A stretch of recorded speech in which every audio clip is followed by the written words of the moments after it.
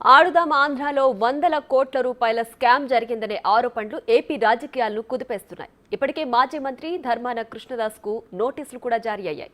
విచారణకు హాజరు కావాలని ఆదేశించారు. అత్యాపత్య సంఘం రాష్ట్ర అధ్యక్షుడు ఆర్డి ప్రసాద్ ఇచ్చిన ఫిర్యాదుతో ఆడుదాం ఆంధ్రాలో జరిగిన అవకతవకలు బయటకొస్తున్నాయి.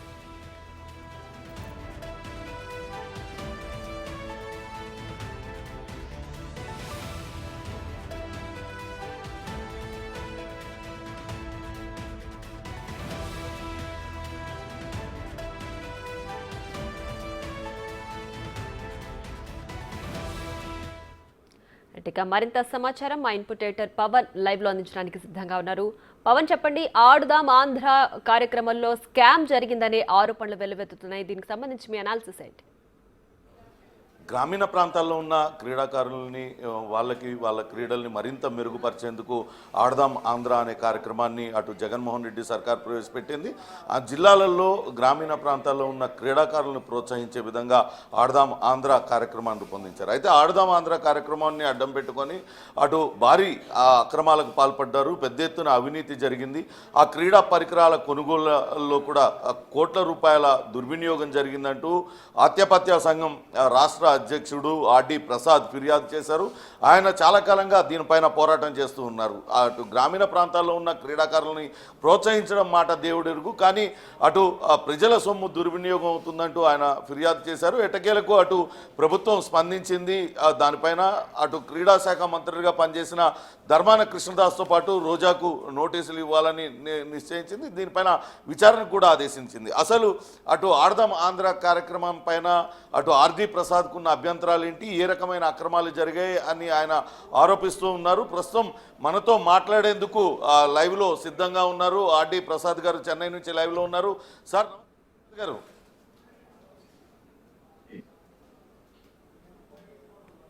హలో, నమస్తే ప్రసాద్ గారు. మీరు ఆడదాం ఆంధ్ర కార్యక్రమం పైన అనేక ఫిర్యాదులు చేశారు. ఎట్టకేలకు ప్రభుత్వం కూడా స్పందించింది, దానిపైన విచారణకు ఆదేశించింది. అసలు ఆడదాం ఆంధ్రలో కార్యక్రమంలో జరిగిన అక్రమాలు ఏంటి, ఏ రకంగా అవినీతికి పాల్పడ్డారు? ముందుగా అందరికీ నమస్కారం. ఈ ఆడుదాం ఆంధ్ర పేరుతో ఈ రాష్ట్రంలో క్రీడల్లో ఎప్పుడూ జరగనటువంటి అవినీతి జరిగింది. ఓకే. ఇందుకు ప్రధానంగా అప్పటి క్రీడా మంత్రి ఆర్కే రోజా గారు, అలాగే శాప్ మాజీ చైర్మన్ సిద్ధార్థారెడ్డి గారు, అలాగే ఆ రోజున్నటువంటి స్పోర్ట్స్ అథారిటీ ఆఫ్ ఆంధ్రప్రదేశ్ ఈసీఎండి, అలాగే 26 జిల్లాల డిఎస్ఓలు ప్రధాన పాత్ర పోషించారు. ఓకే. అంటే ఏ రకంగా అవినీతికి పాల్పడ్డారండి వాళ్ళందరూ? వాళ్ళపైన ప్రధానంగా మీరు చేస్తున్న ఆరోపణ ఏంటి? ముఖ్యంగా ఈ టోర్నమెంట్ నిర్వహణ పేరుతో ఓకే, యాక్చువల్ గా ఒక గుర్తింపు క్రీడ ఎవరైనా తీసుకునేటప్పుడు అందులో నైపుణ్యం ఉన్నటువంటి క్రీడాకారుల్ని ఏదైనా ఉద్యోగాలకో లేకపోతే వాళ్ళ దీన్ని ఇంకా బెటర్మెంట్ తీసుకొచ్చి పై ఎత్తున ఇంటర్నేషనల్ ఆడిస్తానికో ఎక్కడైనా సహజంగా జరిగేది. అదే క్రీడా నైపుణ్యం మెరుగుపరిచేందుకు వాళ్ళ నైపుణ్యాన్ని డెవలప్ చేయటం, అలాగే నగదు పురస్కారం ఇస్తామనే వంకతో ఓకే క్రీడాకారుల ప్రతిభను గుర్తించి వారికి ఆర్థికంగా ప్రోత్సహిస్తామనే ఉద్దేశంతో కూడా ఈ టోర్నమెంట్ పెట్టడం జరిగింది, ఆడుదాం ఆంధ్ర. ఓకే. కానీ ఇది దీంట్లో సాక్షాత్తు ఆనాటి రాష్ట్ర ముఖ్యమంత్రి జగన్మోహన్ రెడ్డి గారు కూడా ఇందిరాగాంధీ మున్సిపల్ స్టేడియంలో ఆడుదాం ఆంధ్ర గురించి చాలా గొప్పగా చెప్పడం జరిగింది. కానీ ఎంత ఎన్నికల స్టంట్ అంటే ఇది, ఎవరైనా క్రీడాకారుడు తన పేరుని ఎక్కడ రిజిస్ట్రేషన్ చేసుకోవాలండి? స్పోర్ట్స్ అథారిటీ ఆఫ్ ఆంధ్రప్రదేశ్ లో రిజిస్టర్ చేస్తారు. కానీ వీళ్ళు ఏం చేశారు అంటే సచివాలయాల్లో రిజిస్ట్రేషన్ చేయమని చెప్పేసి చెప్పటం జరిగింది. దాదాపు 1,70,00,000 మంది రిజిస్ట్రేషన్ చేసుకున్నారని చెప్పారండి. ఉమ్, కానీ 1,75,00,000 మంది బయోడేటా ఎవరి చేతిలో పెట్టారు సార్?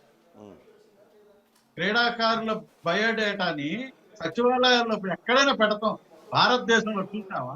ఉమ్, అలాగే ఇక్కడ వాళ్ళు సప్లై చేసినటువంటి పరికరాలు గనక రేపు విచారణ అధికారులకు చూపించబోతున్నాను. ఓకే. ఎంత కారణం అంటే రోడ్డు మీద ఆడుకునే క్రికెట్ బ్యాట్లకి ఉమ్, ఎంతో పేరు ప్రఖ్యాతులు ఉన్నటువంటి BDM స్టిక్కర్లు అంటించి ఆ, ఫస్ట్ బాల్ వేస్తే బ్యాట్ ఇరిగిపోయినటువంటి నాసిర్ రకం బ్యాట్లని సప్లై చేయడం జరిగింది. ఉమ్, అలాగే ఈ రాష్ట్రం మొత్తం 15,004 సచివాలయాలు ఉన్నాయి. ఉమ్, ఈ 15,004 సచివాలయాలకి ఒక్కొక్క కిట్ ని పంపించడం జరిగింది. ఓకే. కానీ ఆ కిట్లని ఏమైపోయినాయండి? ఉమ్, అసలు వీళ్ళు కాంట్రాక్ట్ ఇచ్చింది ఎవరికి? ఉమ్, ఇవన్నీ బయటికి రావాలి. ఓకే. Yes. అంటే రోజా క్రీడా శాఖ మంత్రిగా ఉంది. అదే సమయంలో ఆడదాం ఆంధ్ర ఆ కార్యక్రమాన్ని ప్రతి జిల్లాలో చాలా ఘనంగా నిర్వహించారు. మరి ధర్మాన కృష్ణదాస్ పాత్ర ఏంది? ఆయన పైన కూడా విచారణ జరపాలంటూ ఆదేశాలు జారీ చేసింది కదా, ఆయన రోల్ ఏంటండి ఇందులో? ఇక్కడ ధర్మాన కృష్ణదాస్ గారి పాత్ర చాలా చిన్నదండి. ఓకే. బైరెడ్డి సిద్ధార్థరెడ్డి, రోజా వీళ్ళందరూ. ధర్మాన కృష్ణదాస్ గారు ఒక ఒలింపిక్ అసోసియేషన్ కి అధ్యక్షుడిగా ఉన్నారు. ఆహా. పురుషోత్తం అనే ఒక సెక్రటరీ, అలాగే ధర్మాన కృష్ణదాస్ గారు ఒక అధ్యక్షుడిగా ఉన్నటువంటి ఒక బాడీ ఉంది. ఓకే. అలాగే ఆ వర్గంలో స్పోర్ట్స్ మన ఒలింపిక్ అసోసియేషన్ లో ఉన్నటువంటి నిధుల్ని 40 లక్షలని డ్రా చేయడం జరిగింది. ఉమ్, దానికి ధర్మాన కృష్ణప్రసాద్ గారు బాధ్యత వహించాలి. ఉమ్, అలాగే ఆడుదాం ఆంధ్రాలో వాళ్ళ నియోజకవర్గంలో ఉన్నటువంటి ఆయన వైఎస్ఆర్సీపీ కార్యకర్తలుగా ఈ కిట్లు పంచడం జరిగింది. ఓహో. కిట్లు ఎవరికి ఇవ్వాలి సార్? ప్లేయర్స్ కి ఇవ్వాలి, కార్యకర్తలకు కాదు కదా. అవును, క్రీడాకారులకి ఇవ్వాలి. క్రీడాకారులకి ఇవ్వాలి. ఇవాళ అనేక నియోజకవర్గాల్లో ఎమ్మెల్యేలు కూడా ఉమ్, వాళ్ళ కార్యకర్తలకి వాళ్ళతో ఇచ్చి టీంలు ఆడిచ్చారండి. ఉమ్, ఇది దాదాపు ఒక 4 దశల్లో విచారణ జరగాలి. ఓకే. వెంటనే కూర్చొని విచారణ చేస్తే కుదరదండి. అంటే కనీసం మొత్తం ఈ ఆడదాం ఆంధ్ర కార్యక్రమానికి మొత్తం ఎంత ఖర్చు పెట్టి ఉంటుందండి ప్రభుత్వం, అప్పటి ప్రభుత్వం? వాళ్ళ లెక్కల్లో చెప్పటం మాత్రం 130 కోట్ల దాకా ఖర్చు పెట్టామని చెప్తున్నారండి. ఓకే. అంటే అసలు మీరేమో దాదాపు 200 కోట్లకు పైగా అవినీతి జరిగి ఉంటుందన్న ఆరోపణలు కూడా గతంలో చేశారు మీరు. నేను చేసింది ఆడుదాం ఆంధ్రాలో 100 కోట్ల రూపాయలు ఓకే. ఫ్రాడ్ జరిగిందని చెప్పానండి. ఓకే. అలాగే ఈ ఇంజనీరింగ్ సెక్షన్ ఒకటి ఉందండి. ఆ, ఇందులో గ్రౌండ్స్ డెవలప్ చేయడానికి, ఉమ్, అలాగే ఈ గ్రౌండ్స్ లో ఈ ఇండోర్ స్టేడియంలు కడటానికి ఒక ఇంజనీరింగ్ సెక్షన్ భాగం ఒకటి ఉంటుంది. ఉమ్, దీంట్లో అంత బైరెడ్డి సిద్ధార్థరెడ్డికి సంబంధించిన బినామీలే ఇందులో ఉన్నారు. ఓకే. అలాగే ఈ ఇండోర్ స్టేడియంస్ ని ప్రైవేట్ వ్యక్తులకి కాంట్రాక్ట్ ఇచ్చారండి. ఉమ్, వాళ్ళంతా కూడా ఎవరు అనేది విచారణలో బయటపడారు. ఉమ్. అంటే మరి వీళ్ళు ఇట్లా నాసిరకం క్రీడా పరికరాలు కొంటుంటే అధికారులు ఏం చేశారు మరి? అప్పుడు శాప్ ఎండి ఎవరున్నారు? శాప్ ఎండిగా ఎవరున్నారు? వాళ్ళు ఎవరికి ఇచ్చారు? మొత్తం కాంట్రాక్ట్ అంతా ఎవరికి ఇచ్చారు? ఎటువంటి పరికరాలు కొంటున్నారు? వాళ్ళు ఏం చూడలేదా మరి అప్పుడు? ఇప్పుడు ఇక్కడే శాప్ అధికారులు ఏంటంటేనండి చాలా తెలివిగలవాళ్ళు. ఉమ్, ఏ ప్రభుత్వం వస్తే ఆ ప్రభుత్వ క్రీడాధికారికి సరైన సమాచారం ఇవ్వరండి. ఉమ్, అలాగే గత ప్రభుత్వంలో VCMDలు వాళ్ళ కింద ఉన్న అధికారులు చేస్తున్నటువంటి తప్పులకి ఉమ్, మీరు నమ్మరండి, 4 అధికారులు బదిలీ చేయించుకొని వెళ్ళిపోయారు. ఉమ్. అక్కడ జరిగే అక్రమాలు చూడలేక అస్సలు ఉమ్, ఈ కింద ఉన్న OSDలు కానివ్వండి, ఏఓలు కానివ్వండి, ఆడిటింగ్ సెక్షన్ లో వాళ్ళు కానివ్వండి, వీళ్ళంతా ఒక టీం అండి. ఉమ్, వీళ్ళ కనుసరణంలోనే రాష్ట్రంలో ఉన్న DSOలంతా పనిచేస్తారు. ఉమ్, ఇది పప్పు బెల్లాల్లాగా పంచుకున్నారు సార్ అది. ఓకే. నేను చెన్నైలో ఉండటం మూలాన మీకు నేను ఈ ఆధారాలన్నీ చూపించలేకపోతున్నాను. ఉమ్, స్పోర్ట్స్ అథారిటీ నుంచి ఆడుదాం ఆంధ్ర పేరుతో ఏ జిల్లాలకు ఎంత అమౌంట్ వెళ్ళింది, ఓకే. ఎంతంతా వీళ్ళు ఖర్చు పెట్టినట్టుగా చూపించారు, ఇవన్నీ కూడా ఆధారాలతో చూపించబోతున్నాను రేపు విచారణ అధికారి. ఓకే. అంటే ఈ పరికరాలన్నీ కొనుగోలు చేశారు, నాసిరకం పరికరాలు ఎక్కువ ధరలకు కొనుగోలు చేశారని చెప్తున్నారు కదా!